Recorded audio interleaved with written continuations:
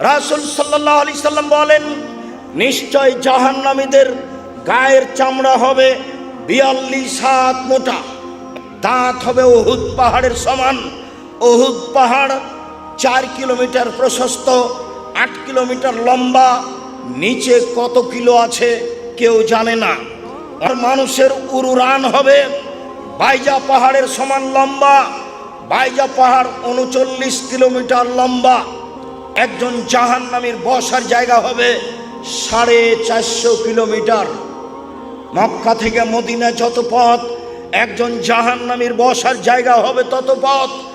একজন দ্রুতগামী ঘোড়া যদি একজন জাহান্নামীর ডান কাঁধে দৌড়াতে লাগে, বাম কাঁধ পৌঁছিতে সময় লাগবে 3 দিন 3 রাত।